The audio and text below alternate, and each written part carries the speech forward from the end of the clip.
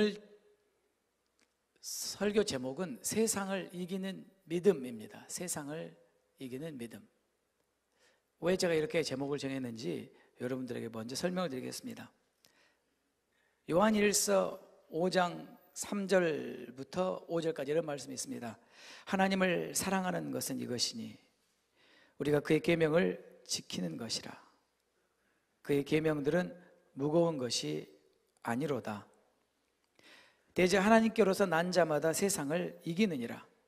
세상을 이긴 이김은 이것이니 우리의 믿음이니라.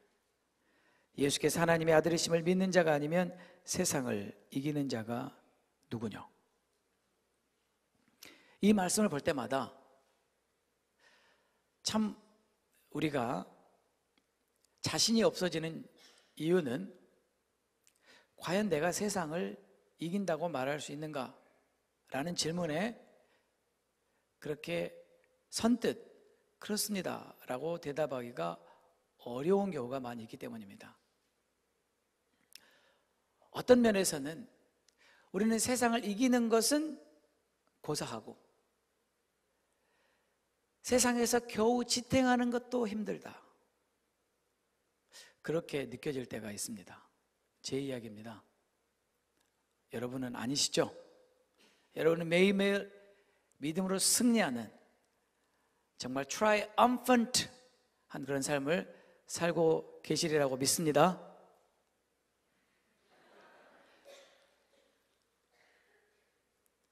그런데 성경은 너무나 우리랑 거리가 먼 얘기를 하고 있는 것 같습니다. 세상을 이기는 믿음.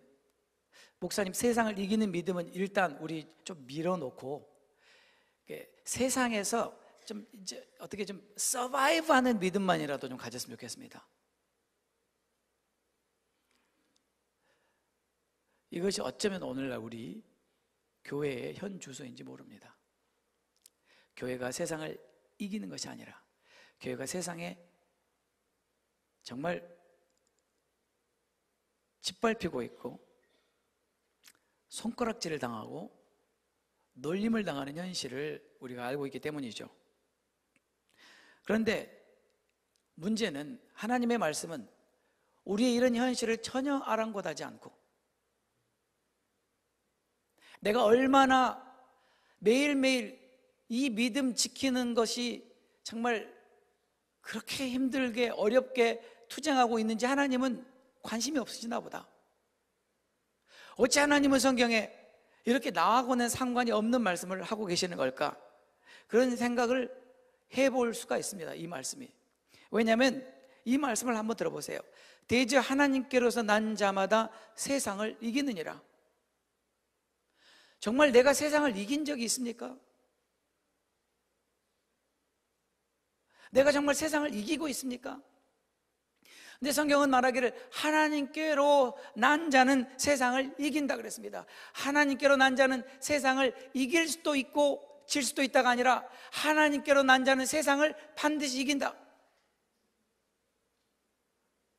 그러면 순간 이런 불안한 생각이 듭니다. 나는 하나님께로서 난 자가 아닌가 봐. 그리고는 성경은 말합니다. 세상을 이긴 이김은 이것이니 우리의 믿음이니라. 믿음으로 세상을 이긴다.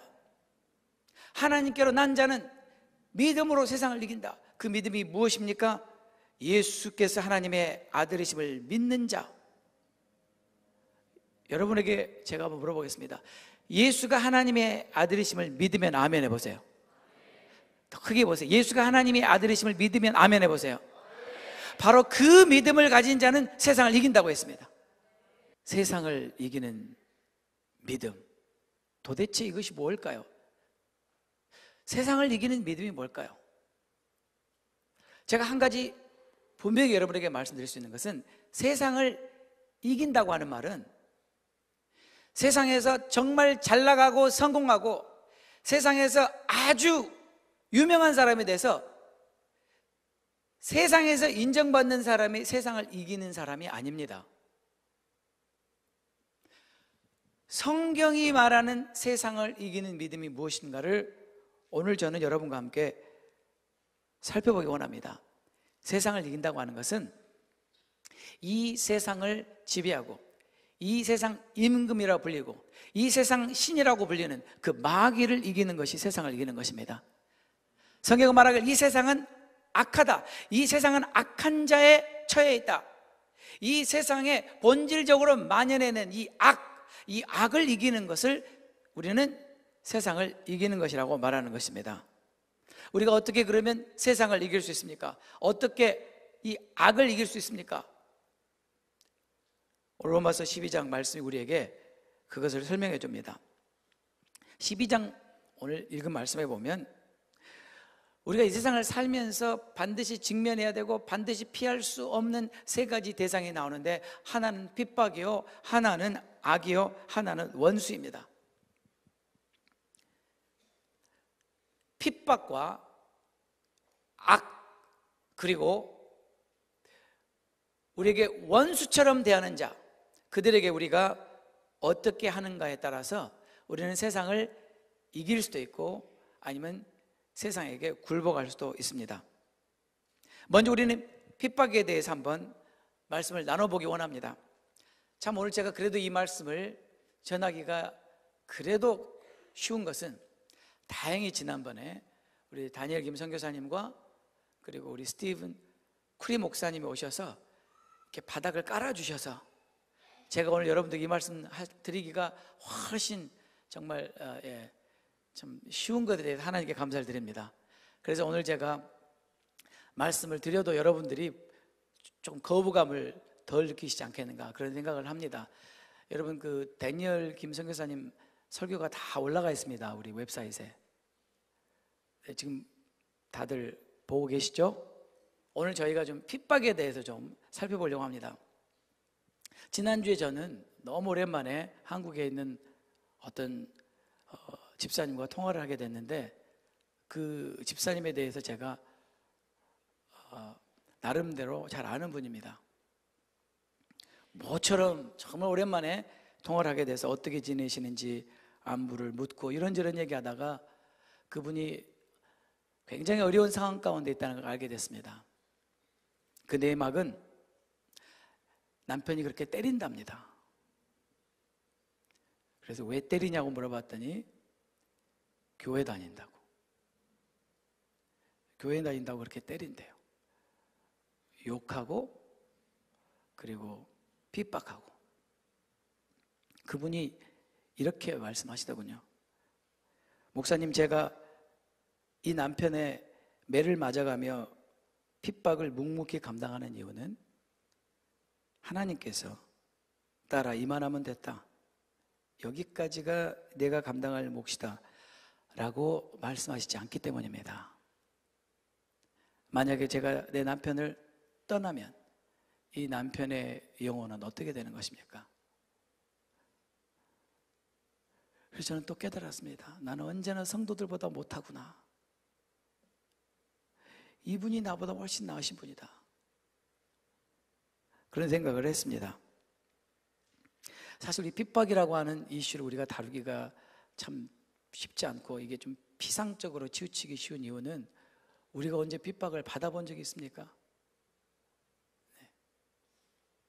근데 사실 우리가 예수님을 믿는다고, 우리가 말씀에 순종한다고 우리가 핍박을 당해본 적은 거의 없는 것 같습니다. 오히려 제가 보기에는 예수님 믿는다 그러면서 말씀대로 안 살아서 핍박을 당하는 경우가 조금 있는 것 같습니다. 그렇죠? 감사해요. 이렇게 고개를 끄덕여 주시는 분이 저한테 얼마나 힘이 되는 줄 아세요? 왜냐하면 저만 그런 줄 아는데 그래도 이렇게 한두 분이 있다는 게 너무나 감사해요. 집사님 너무나 감사해요.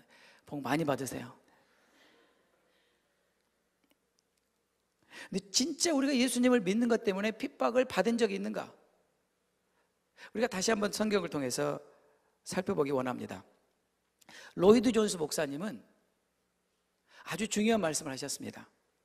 핍박에 대한 우리의 태도가 기독교 신앙의 실상을 가장 철저하게 테스트하는 시금석이다. 우리 기독교 믿음, 이 기독교 신앙의 리얼리티를 가장 철저하게 테스트하는 시금석은 핍박에 대해서 우리가 어떻게 반응하는가이다. 이렇게 말했습니다. 오늘 14절 말씀을 이렇게 시작하면 너희를 핍박하는 자를 축복하라. 축복하고 저주하지 말라. 다시 말하면 우리가 예수님을 믿는 이 길에서 핍박은 반드시 온다는 것을 가정하는 것입니다. 핍박이 없을 수는 없다. 이미 제가 시내가의 신문 나온 말씀을 가지고 새벽 기도 때 여러 번 말씀드렸습니다. 핍박은 여러분 설득 과목이 아닙니다. 예수를 믿는 데 있어서 핍박은 필수 과목입니다. 그렇죠? 성경을 보겠습니다. 성경은 디모데후서 3장 10절에 보니까 나의 교훈과 행실과 의향과 믿음과 오래 참음과 사랑과 인내와 핍박과 고난과 또한 안디옥과 이고니온과 루스트라에서 당한 일과 어떠한 핍박받은 것을 내가 과연 보고 알았거니와 주께서 이 모든 것 가운데서 나를 건지셨느니라. 무릇 그리스도 예수 안에서 경건하게 살고자 하는 자는 핍박을 받으리라. 무릇 예수 그리스도 안에서 경건하게 살고자 하는 자는 핍박을 받으리라. 우리가 정말 예수 안에서 경건하게 살려고 하면, 예수님처럼 살려고 하면, 말씀대로 살려고 하면 반드시 핍박을 받을 것이다, 이렇게 말했습니다. 이 말을 바꿔 말하면 왜 내게 핍박이 없습니까? 어쩌면 우리가 예수님처럼 살고 있지 않기 때문인지 모릅니다. 나는 왜 이렇게 신앙생활이 편안한지 모르겠습니다, 목사님. 너무나 안락합니다. 문제가 없습니다. 그렇다면 우리는 우리 자신의 믿음을 다시 한번 점검해 봐야 됩니다. 내가 정말 예수님의 말씀대로 살려고 하고 있는가? 아니면 내가 적당히 타협하고 살고 있기 때문에 핍박이 없는 것인가? 저는 여러분들에게 이런 말씀을 드릴 때마다 꼭 이 말씀을 드리고 싶은 게 뭐냐면요, 우리가 알고 우리가 이해하고 있는 이 기독교는 성경이 말하는 기독교와 너무나 거리가 멀다는 것입니다. 아니 목사님, 그러면 지금 우리가 믿고 있는 기독교는 그럼 뭡니까? 저희가 믿고 있는 기독교는 미국이라고 하는 이 나라의 문화에 의해서 다시 재조명된 기독교입니다. 또 우리가 한국에서 자라면서 한국화된 기독교입니다. 문화에 철저하게 젖어 있는 기독교이지 성경이 말하는 기독교가 아닙니다. 성경이 말하는 기독교는 지금 저희가 살펴보려고 하는 바로 이것이 성경이 말하는 기독교입니다. 그건 뭐냐면 누구든지 그리스도 예수 안에서 경건하게 살고자 하는 자는 반드시 핍박을 받으리라. 아멘. 그 다음에 사도행전 14장에 보면 우리가 정말 하나님의 나라에 들어가려고 하면 핍박은 반드시 있는 것이다. 19장에 사실 방금 한 말씀을 다시 한번 사도행전에서 구체적으로 설명하는 말씀이긴 합니다. 한번 들어보십시오.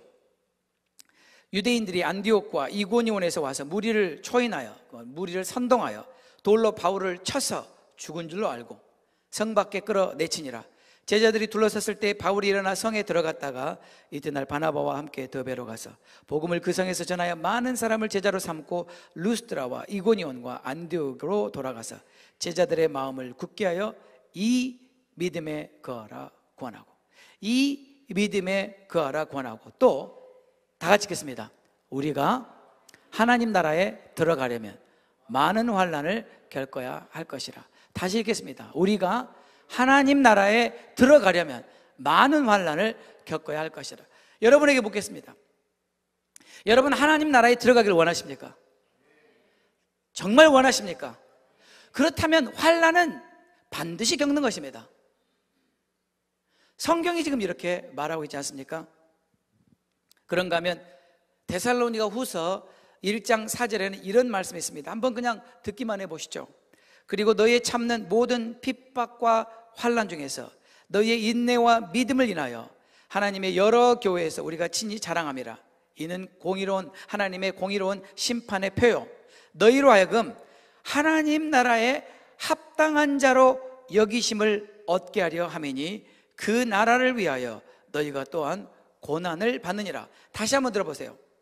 너희로 하여금 하나님 나라에 합당한 자로 여기심을 얻게 하려 함이니, 우리가 하나님 나라에 합당한 합당한 자로 여김을 얻으려면 그 고난은, 핍박은, 환난은 당연한 것이다. 성경은 이렇게 말하고 있습니다. 또 한 구절 보겠습니다. 성경은 요한복음 15장 18절에서 이렇게 말합니다. 세상이 너희를 미워하면 너희보다 먼저 나를 미워한 줄 알라. 너희가 세상에 속하였으면 세상이 자기의 것을 사랑할 터이나 너희는 세상에 속한 자가 아니요 도리어 세상에서 나의 택함을 입은 자인 고로 세상이 너희를 미워하느니라. 내가 너희더러 종이 주인보다 더 크지 못하다 한 말을 기억하라. 사람들이 나를 핍박하였은즉 너희도 핍박할 터예요. 예수님 말씀입니다. 사람들이 나를 핍박하였은즉 너희도 핍박할 것이다. 왜냐하면 우리는 세상에 속한 자가 아니기 때문입니다. 우리는 세상에서 택함을 입은 자이기 때문입니다. 그래서 세상은 우리를 미워하고 우리를 핍박하는 것입니다. 그런데 여기까지는 우리가 이제 동의할 것 같습니다. 왜냐하면 성경이 그렇게 말하고 있으니까. 그렇죠. 자, 우리가 정말 하나님 말씀대로 살려고 하고 우리가 하나님 나라에 들어가려고 하고 하나님 나라에 들어가기 합당한 자로 여김을 받으려고 하면 우리는 핍박을 받을 것이다에 대해서는 우리가 수긍할 수 있겠죠. 아멘. 이제는 좀 마음이 정리가 되시죠? 오케이, 핍박. 내가 핍박은 받아야 되겠구나. 여기까지는 동의가 다 되시죠? 정말 되시나요? 여기까지도 안 되면 제가 그 다음을 나갈 수가 없습니다. 그러면 여러분 따라서 합시다. 나는 핍박을 받게 돼 있다. 근데 오해하지 마실 것은 자기가 잘못해서 핍박받는 거 말고요. 정말 하나님의 말씀대로 경건하게 살려고 하는데 정말 예수님처럼 살려고 하는데 오는 그 핍박을 말하는 것입니다. 그렇죠? 거기까지는 우리가 동의가 되는데 그 다음이 문제입니다. 성경은 뭐라고 말하냐면 너희를 핍박할 때인데 너희가 핍박을 당하면 어떻게 반응을 해야 되는가를 말해줍니다. 너희가 핍박을 당하면 너희는 이렇게 해라. 너희가 핍박을 당하면 사람이 너희를 핍박하면 너희도 그 사람을 핍박해라. 이렇게 말하지 않았습니다. 만약에 너희가 핍박을 당하면 뭐라고요? 축복해라. 그 다음에 또 반복해서 말합니다. 축복하고 저주하지 말라.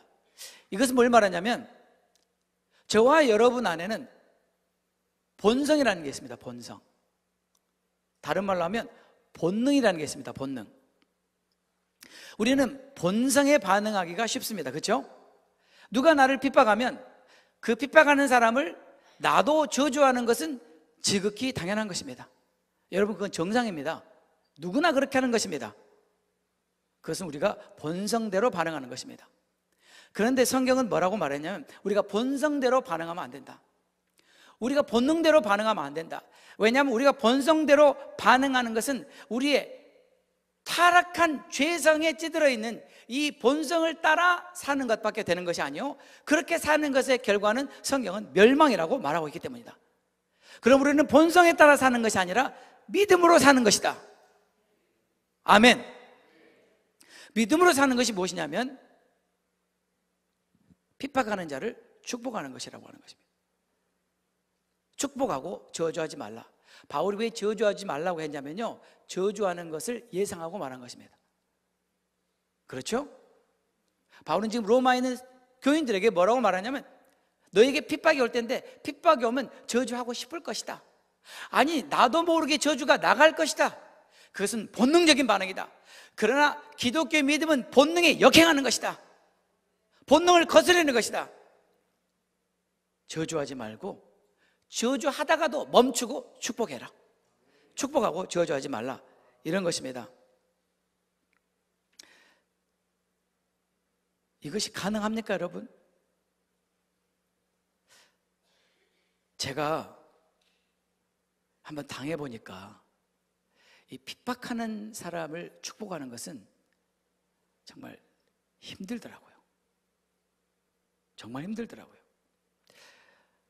하나님의 은혜로 제가 여기까지 해봤습니다. 나를 핍박하는 사람에 대해서 아무런 대꾸하지 않는 거. 사실 그것도 힘듭니다. 해보세요, 한번. 누군가 여러분을 핍박하면 나도 한마디 해주고 싶지 않나요? 그렇죠? 아니, 생각할 겨를이 없이 그냥 나가죠. 그런데 어떻게 나를 핍박하는 사람에게 내가 잠잠할 수 있을 것인가? 그 정말 주님의 은혜입니다, 그것도. 그래서 제가 잠잠히 있어 봤습니다. 아무 말 하지 않고. 그랬더니 그게 되더라고요. 그게 돼요. 핍박에 반응하지 않고 그냥 묵묵히 있는 게 가능하더라고요. 근데 그것도 제가 할 수 있는 것은 아니었고 정말 하나님의 은혜로 가능했다는 것을 제가 압니다. 근데 성경이 여기까지 하라 그랬으면 제가 한번 해볼 만하다 그러겠어요. 근데 성경은 여기서 멈추면 안 되고 축복하라는 거예요. 핍박하는 자를 축복하라. 어떻게 이런 일이 가능합니까? 핍박하는 자를 축복하는 게 어떻게 가능합니까? 이것이 가능한 유일한 이유는 하나님께서 나를 어떻게 대하셨는지를 알기 때문입니다. 우리 모두는 나라는 존재가 어떤 사람인가를 잘 압니다. 만약에 모르시는 분이 계시다면 하나님 앞에 은혜를 구하십시오. 우리가 정말 하나님 앞에 나라고 하는 존재가 어떤 존재인가를 한 번이라도 적나라하게 본 적이 있다면 우리가 얼마나 악한 자인 걸 압니다. 아시죠? 우리가 얼마나 구제불능인 것을 압니다. 얼마나 우리가 불쌍한 자인 것을 압니다. 근데 하나님이 나를 용서하셨습니다. 하나님이 나를 오래 참아주셨습니다. 하나님이 나를 긍휼히 여겨주셨습니다. 하나님은 저의 행위대로 저에게 갚아주지 않으시고 오히려 그것을 예수님께 지우셨습니다. 제가 마땅히 받아야 할 저주를 그 아들에게 지우셨습니다. 그리고 저를 축복해 주셨습니다. 그것을 우리가 기억한다면 나를 핍박하는 사람을 저주할 수 없는 것입니다. 왜냐하면 하나님이 나를 저주하지 않았기 때문에, 하나님이 나를 축복해 주신 것을 내가 너무나 알기 때문입니다. 여러분, 저와 여러분 우리 모두는 다 마땅히 저주를 받아야 될 자입니다. 그렇죠? 그러나 여러분 저주받지 않았습니다. 지금 이렇게 축복을 누리며 은혜 가운데 살고 있습니다. 왜 그렇습니까? 하나님께서 우리를 저주하지 않았기 때문입니다. 맞죠? 여러분 축복받은 사람들 아니에요? 여러분들 표정도 중요합니다. 축복을 받은 사람이면 그렇게 표정도 하세요. 그래야지 제가 알죠. 여러분 표정은 전혀 아닌 것 같이 보이셔서. 네. 여러분 진짜 복 받은 사람들이에요. 네. 그런데 우리가 복 받을 만한 자격이 있어서 그런 건 아니잖아요. 우리가 오늘 불렀잖아요. 전적인 하나님의 은혜로 된 거잖아요. 그렇다면 그 동일한 은혜와 동일한 자비와 긍휼을 나를 핍박하는 그 사람에게 베푸는 것이 지극히 당연한 게 아닌가? 하나님이 내게도 베푸셨으니 나를 핍박하는 그 사람에게도 베푸시는 것이 지극히 당연한 게 아닙니까? 우리가 그것을 생각할 때 우리는 우리를 핍박하는 사람들에 대한 생각을 달리할 수가 있습니다. 또 한 가지, 우리가 이것을 깨달으면 우리는 우리를 핍박하는 자를 축복하기가 조금 더 용이한 것 같습니다. 그것은 뭐냐면 성경이 말하는 영적인 원리입니다. 축복과 저주의 원리. 우리 모두는 다 잘 압니다. 하나님께서 우리에게 주신 말의 권세는 생명을 불러올 수도 있고 사망을 불러올 수도 있고 축복을 불러올 수도 있고 저주를 불러올 수도 있습니다. 아멘이죠? 그래서 우리는 우리 자녀들을 축복합니다. 우리가 우리 자녀들을 축복하는 이유는 우리가 축복하면 그 복이 임하는 것을 믿기 때문이죠. 아멘이죠? 우리가 서로를 축복하는 이유는 그 축복이 그 상대방에게 임하는 것을 믿기 때문입니다. 그런 권세를 하나님께서 우리에게 주셨기 때문입니다. 그러나 그거 마찬가지로 저주도 마찬가지입니다. 우리가 저주할 때 저주가 미칠 수 있습니다. 아멘이죠?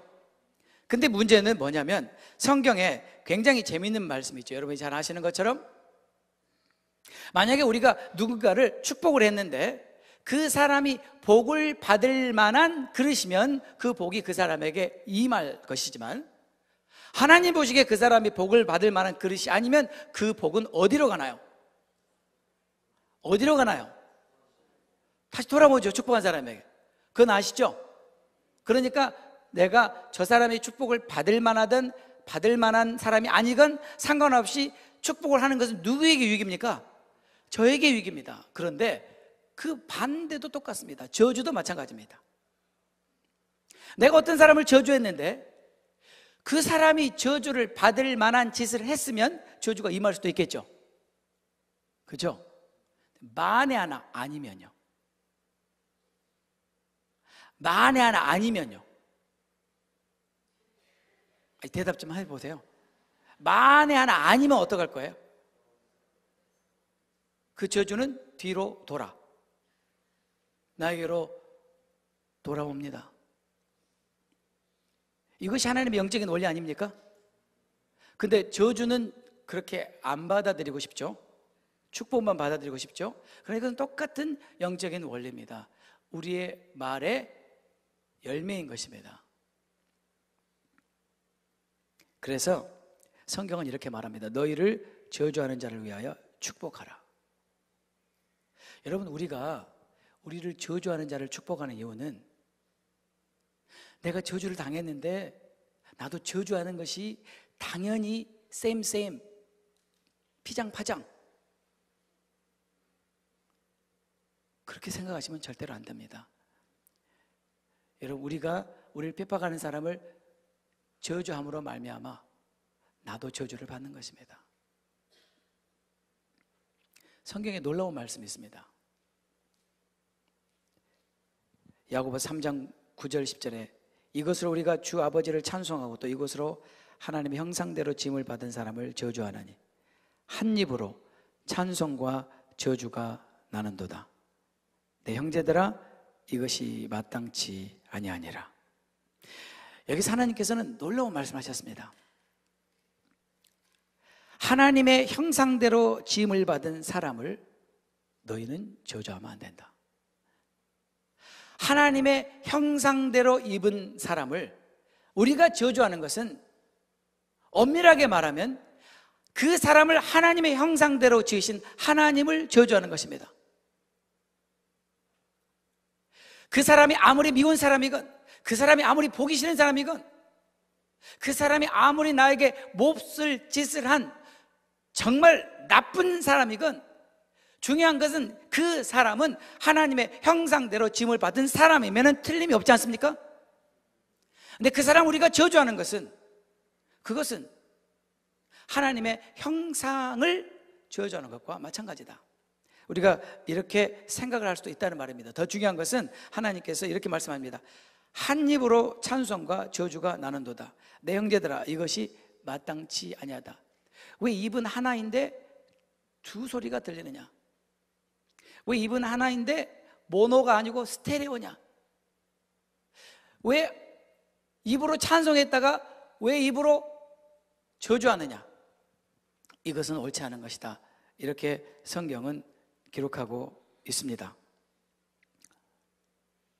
다시 말하면 여러분, 우리를 핍박하는 사람을 우리가 축복하는 것은 그 사람을 위해서 축복하는 것이 아니라 나를 위해서 축복하는 것입니다. 그것이 내가 살 길이기 때문입니다. 지난번에 우리 다니엘 김 선교사님께서 히브리서 11장을 가지고 너무나 귀한 말씀을 나눠주셨죠. 우리가 그 말씀을 다시 한번 살펴보면 이런 말씀입니다. 히브리서 11장 35절에 또 어떤 이들은, 그 말은 그 앞절에 이런 사람들은 믿음으로 기적을 경험하기도 하고, 이런 사람들은 믿음으로 환난을 이기기도 하고, 이런 사람들은 믿음으로 죽은 자의 부활을 받기도 하고, 믿음으로 이렇게 쭉 이야기하다. 그런데 또 다른 사람들이 있는데 이 사람들은 동일한 믿음으로 그렇게 하지 않았다. 기억나세요? 한번 들어보세요.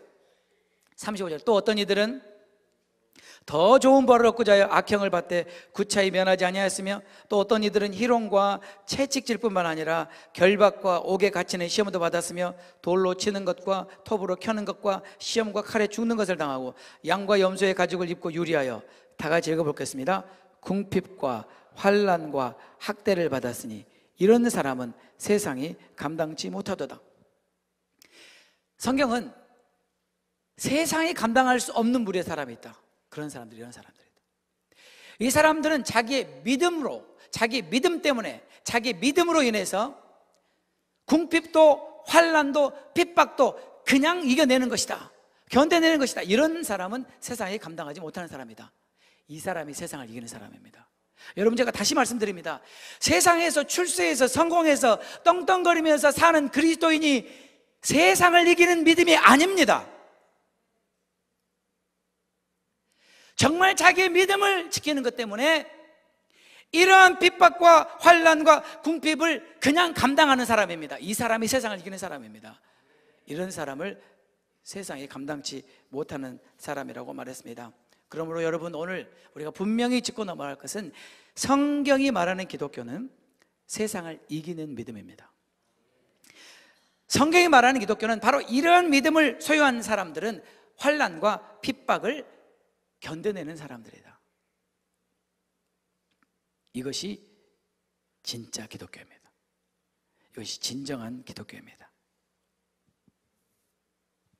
그러면 왜 우리가 알고 있고 믿고 있는 기독교는 이것과 너무나 거리가 멉니까?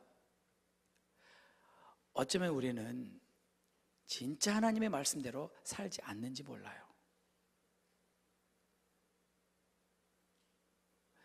이제는 우리가 말씀대로 살 때입니다. 행동하는 믿음. 행동하는 믿음. 두 번째 17절에 아무에게도 악으로 악을 갚지 말고 모든 사람 앞에서 선한 일을 도모하라. Do not repay anyone evil for evil. Be careful to do what is right in the eyes of everybody. 악을 악으로 갚지 말고 모든 사람 앞에서 선한 일을 도모하라. 바울이 이렇게 말한 것은 무슨 말이냐면, 누가 나에게 악을 행하면, 어떤 사람에게 나를 악하게 대하면 나도 당연히 악하게 대하게 된다는 말입니다. 그 말이죠. 그러니까 그거를 전제로 하고 바울이 뭐라고 합니까? 악을 악으로 대하지 말아라. 악을 악으로 대하는 것은 즉히 본능적인 것입니다. 본성에 맞는 것입니다. 누구나 그렇게 하는 것입니다. 아니, 나에게 악하게 대하는 사람에게 내가 무슨 선하게 대할 일이 있습니까? 당연히 악하게 대하죠.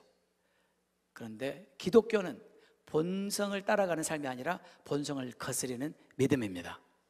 그래서 성경은 악으로 악을 갚지 말아라. 오히려 모든 사람이 보는 앞에서 보란 듯이 나에게 악을 행한 그 사람에게 선을 베풀어 봐라. 그렇게 말하고 있는 것이죠. 맞죠, 여러분? 베드로전서 3장 9절에 이런 말이 있습니다. 악을 악으로, 욕을 욕으로 갚지 말고. 그 말은 악을 악으로 갚게 되는 게 쉬운 일이고 욕을 욕으로 갚는 게 너무나 자연스러운 일이라는 것입니다. 성경은 뭐라고 말해요? 도리어 복을 빌라. 복을 빌래요. 이를 위하여 너희가 부르심을 입었다. 우리는 복을 비는 사람으로 부르심을 받았다. 우리에게 악하게 대하는 사람, 우리를 욕하는 사람에게 우리는 똑같이 반응하지 않고 그들에게 복을 비는 그 부르심이 저와 여러분의 부르심이라는 거예요. 이거 정말 희한한 부르심 아닙니까? 이번에 다니엘 김 선교사님은 무슨 부르심? 독특한 부르심? 그런 표현 쓰셨죠? 여러분 기억나세요? 제가 볼 때 희한한 부르심, 제가 볼 때는 이거는 말도 안 되는 부르심. 특이한 부르심, 좋은 말로 특이한 부르심이고 이건 말도 안 되는 부르심이죠.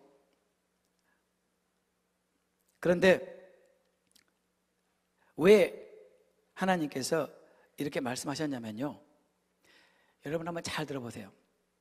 누가 나에게 악하게 대하는 것은 나도 당연히 악하게 반응하는 것을 기대하기 때문입니다. 그 무슨 말이냐면 나도 악하게 반응함으로 악에 동조하라는 뜻입니다. 다른 말로 하면 내가 악에게 무릎을 꿇는 것입니다.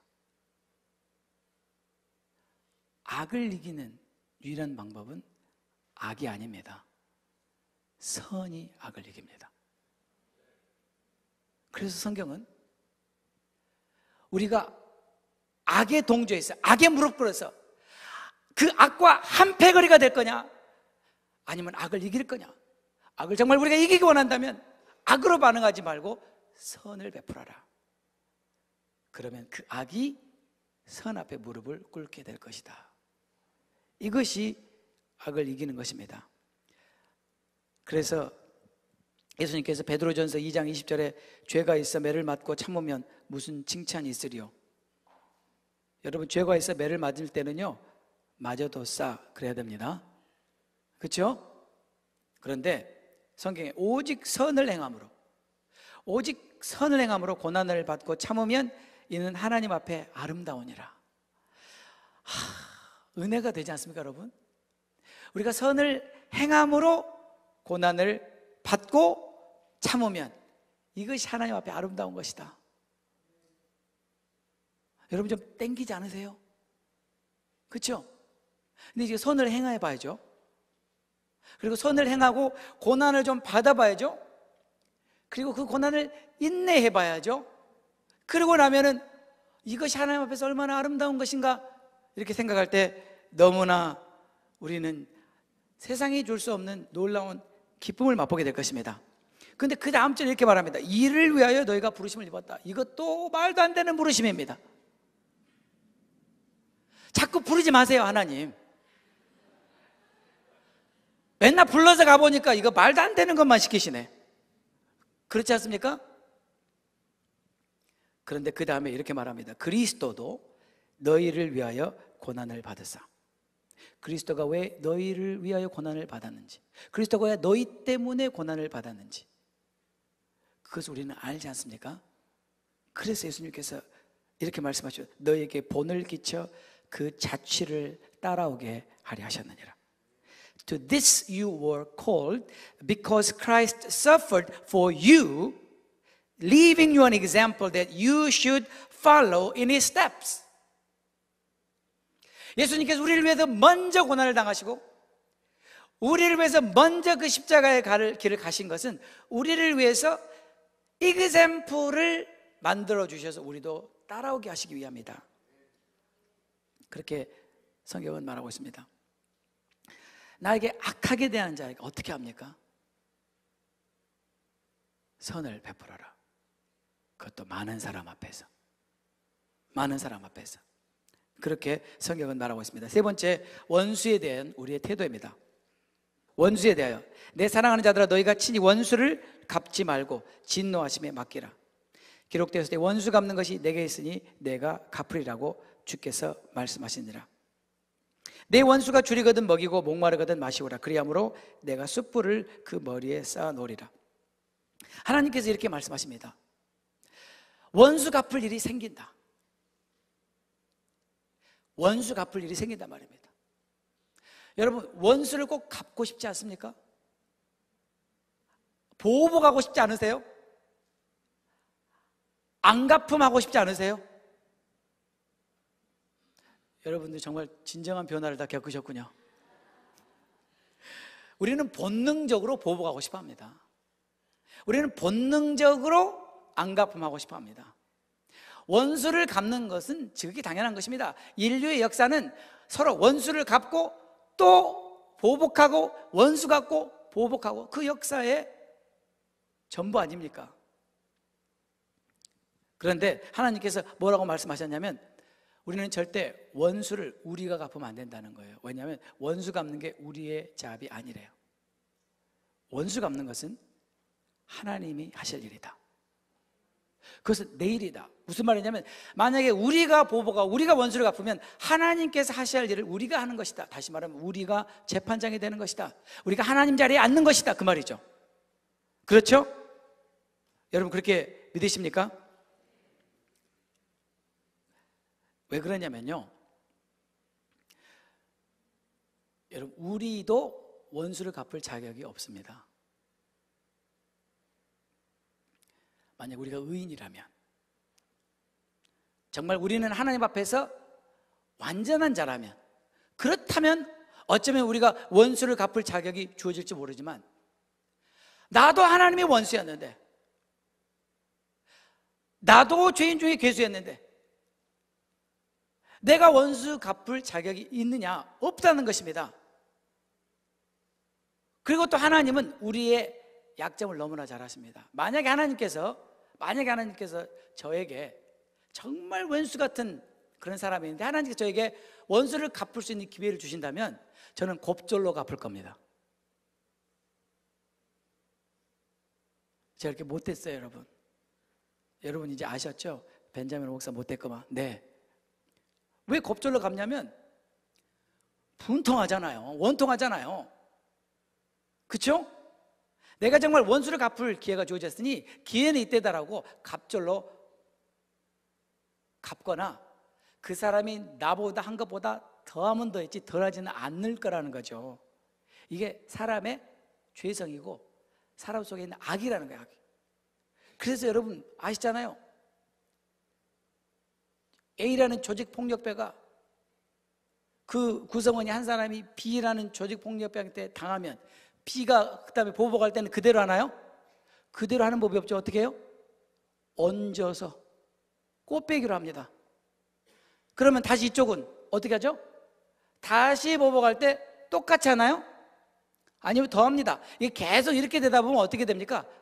너 죽고 나 죽자예요, 이거는. 이게 무슨 말이냐면요. 원수를 우리가 갖게 되면 그 결과는 우리 모두가 다 죽는 것입니다.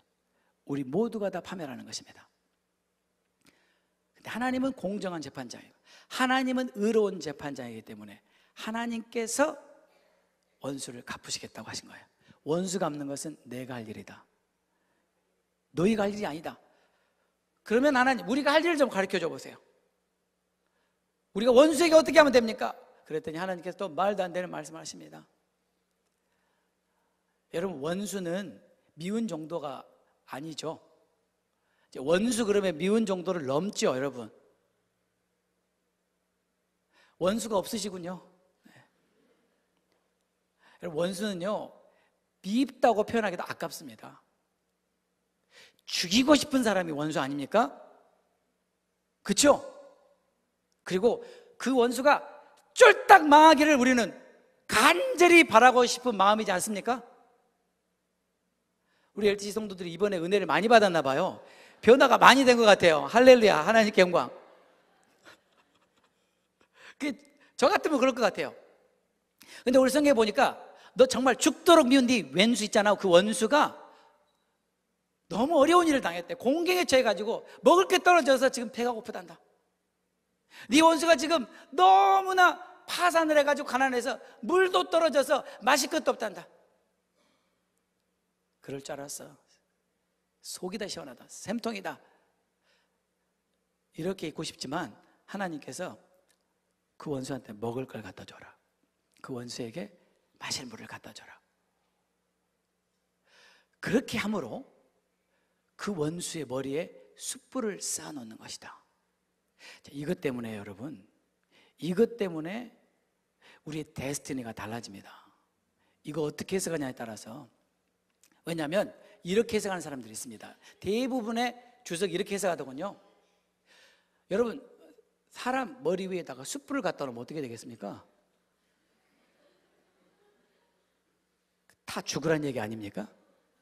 그렇죠? 성경에 그렇게 나와 있잖아요. 그래서 주석가들이 어떻게 해석하냐면 어차피 그 미운 왼수, 그 미운 거 뭐 하나 더 준다고 그냥 더 잘해주면은 마지막 심판날에 하나님께서 부으실 진노를 쌓는 것이다. 그러니까 너 원수 밉잖아. 미워요. 미운 만큼 더 잘해버려. 그러면 하나님이 나중에 그를 혼내실 때 인정사정 없이 아주 네 분풀이를 하나님 다 해주실 거야. 그러니까 이렇게 해석을 해서 사람들이 원수에게 잘해요.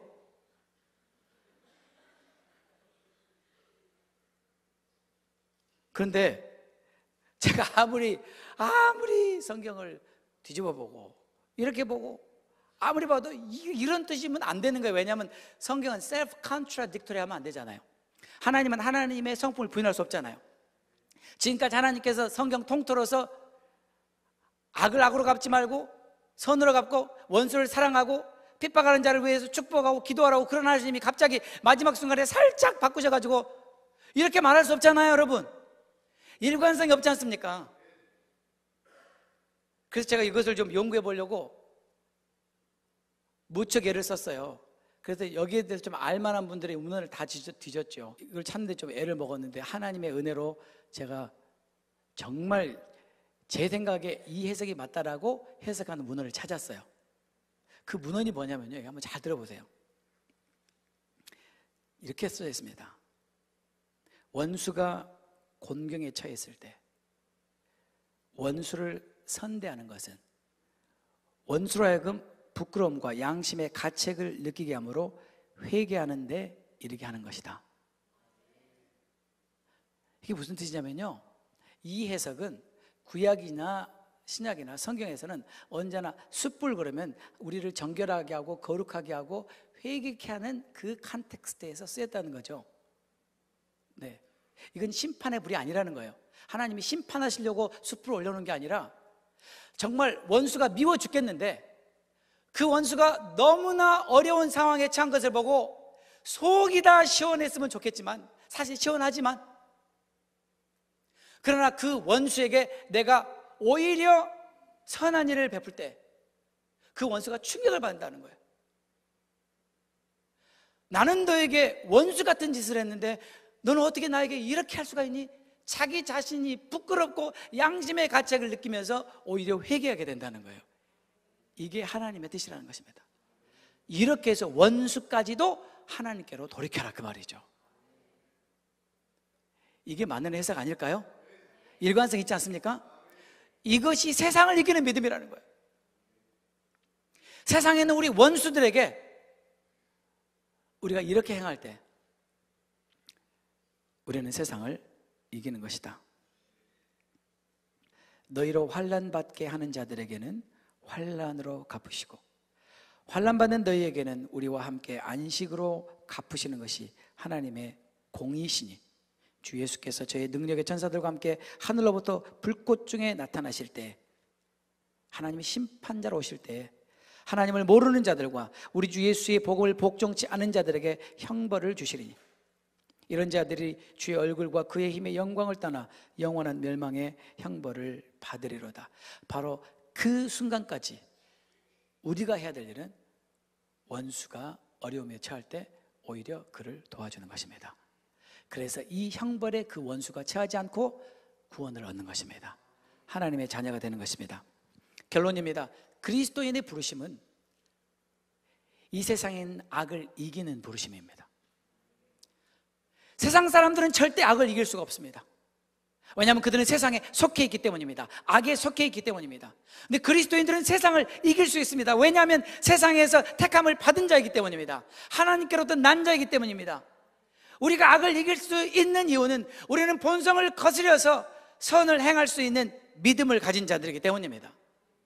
그러므로 악을 이길 수 있는 유일한 앤서는 악이 아니라 선입니다. 오직 선으로만 악을 이길 수 있습니다.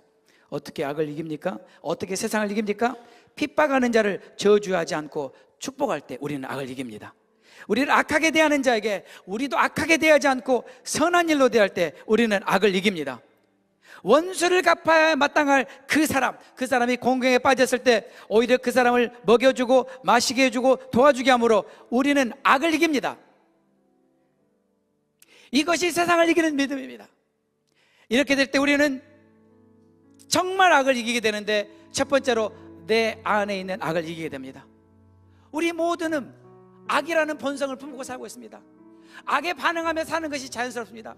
그러나 내가 악을 악으로 갚지 않고 선으로 갚음으로 말미암아 내 안에 있는 악을 내가 정복하는 것입니다. 내 안에 있는 악을 내가 이기게 되는 것입니다. 우리 안에 있는 죄성을 극복하고 승리하게 되는 것입니다. 내 안에 있는 악을 이깁니다. 두 번째로는 상대방의 원수 안에 있는 악을 이기게 됩니다. 나에게 원수로 행하는 그 사람 속에 있는 악을 선으로 굴복시키는 것입니다. 선을 행할 때 그 대적의 마음이 움직이게 되고 그는 전혀 경험하지 못했던 놀라운 것을 경험하게 되므로 그 자신에 대해서 부끄러움과 수치와 회개를 경험하게 됩니다. 세 번째로는 악 자체를 이기는 것입니다. 우리가 선으로 악을 대할 때 그것은 우리가 입으로 사단아 물러가라라고 100번 외치는 것보다 더 파워풀합니다. 나사렛 예수 이름 명하노니 사단아 물러갈지어다를 외칠 필요도 없습니다. 우리가 선으로 악을 대할 때 사단은 굴복하고 그냥 물러갑니다. 악 자체를 이기는 것입니다.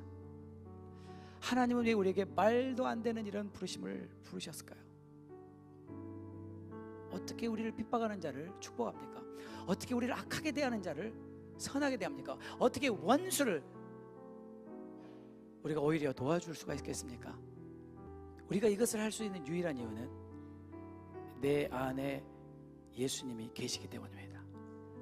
그분을 믿는 믿음이 있기 때문에 우리는 이것을 할 수 있는 것입니다. 그 은혜로만 가능한 것입니다. 우리의 신앙이 성숙해서 할 수 있는 것이 아닙니다. 누구나 이 하나님의 말씀을 믿음으로 받으면 우리는 믿음으로 행하는 것입니다. 은혜로 행하는 것입니다. 이 시간 우리 기도하겠습니다.